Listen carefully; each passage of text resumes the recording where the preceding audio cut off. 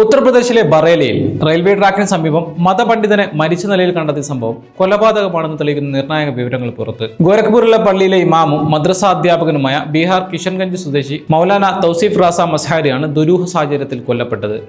ട്രെയിനിൽ നിന്ന് അബദ്ധത്തിൽ വീണുണ്ടായ സാധാരണ അപകടമായി കണ്ട് കേസ് അവസാനിപ്പിക്കാൻ പോലീസ് ശ്രമിക്കുന്നതിനിടെയാണ് മരണത്തിന് തൊട്ടു മുമ്പ് അദ്ദേഹം ഭാര്യയുമായി നടത്തിയ ഫോൺ സംഭാഷണം പുറത്തു വന്നത്. ബറേലിയിൽ ഒരു ഉറൂസ് ചടങ്ങിൽ പങ്കെടുത്ത് ട്രെയിനിൽ മടങ്ങുകയായിരുന്നു അദ്ദേഹം. യാത്രയ്ക്കിടെ കമ്പാർട്ട്മെന്റിലുണ്ടായിരുന്ന ഒരു കൂട്ടം മദ്യപാനികൾ തന്നെ വളഞ്ഞിട്ട് അധിക്ഷേപിക്കുകയും ക്രൂരമായി മർദ്ദിക്കുകയും ചെയ്യുന്നതായി അദ്ദേഹം ഭാര്യയെ വിളിച്ച് കരഞ്ഞുകൊണ്ട് പറഞ്ഞിരുന്നു. അവർ എന്നെ പിടിച്ചു വെച്ചിരിക്കുകയാണ്, എന്നെ ഉപദ്രവിക്കുന്നു, വേഗം പോലീസിനെ വിളിക്കൂ എന്ന് അദ്ദേഹം ഭാര്യയോട് കെഞ്ചുന്നതും സഹയാത്രികർ ആരും തന്നെ സഹായിക്കുന്നില്ലെന്ന് സങ്കടപ്പെടുന്നതും പുറത്തു വന്ന ഓഡിയോ ക്ലിപ്പിൽ വ്യക്തമാണ്. ഈ കോൾ പെട്ടെന്ന് കട്ടാവുകയും പിന്നീട് അദ്ദേഹത്തെ ട്രാക്കിന് സമീപം മരിച്ച നിലയിൽ കണ്ടെത്തുകയുമായിരുന്നു. സംഭവം നടന്നയുടൻ തന്നെ യാതൊരു അന്വേഷണവുമില്ലാതെ അപകട മരണമെന്ന നിഗമനത്തിലായിരുന്നു യു.പി. പോലീസ്. പോസ്റ്റ്മോർട്ടം റിപ്പോർട്ട് വരുന്നതിന് മുമ്പ് തന്നെ ഔദ്യോഗികമായി ഇത് പ്രഖ്യാപിച്ച് കേസ് വേഗത്തിൽ അവസാനിപ്പിക്കാനുള്ള നീക്കങ്ങൾ നടന്നു. എന്നാൽ തൗസീഫ് റാസയെ മദ്യപിച്ച സംഘം ക്രൂരമായി മർദ്ദിച്ചു കൊലപ്പെടുത്തിയ ശേഷം ട്രെയിനിൽ നിന്ന് പുറത്തേക്ക് തള്ളിയതാണെന്ന് കുടുംബം ആരോപിക്കുന്നു. മൃതദേഹത്തിൽ കണ്ട മുറിവുകൾ ഇതിന് തെളിവാണെന്നും അവർ ചൂണ്ടിക്കാട്ടി.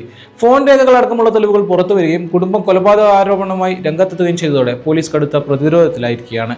സംഭവത്തിന് പിന്നിൽ വലിയ ഗൂഢാലോചനയുണ്ടെന്നും നിഷ്പക്ഷവും സ്വതന്ത്രവുമായ ഏജൻസിയെ കൊണ്ട് അന്വേഷിപ്പിക്കണമെന്നും പ്രതിപക്ഷ നേതാക്കളും ആവശ്യപ്പെട്ടിട്ടുണ്ട്. ന്യൂനപക്ഷ വിഭാഗത്തിലെ പ്രമുഖനായ ഒരു പണ്ഡിതന്റെ മരണത്തെ കേവലം അപകടമാക്കി മാറ്റാനുള്ള യു.പി. പോലീസിന്റെ ശ്രമം ക്രമസമാധാന നിലയെക്കുറിച്ച് വലിയ ചോദ്യങ്ങളാണ് ഉയർത്തുന്നത്.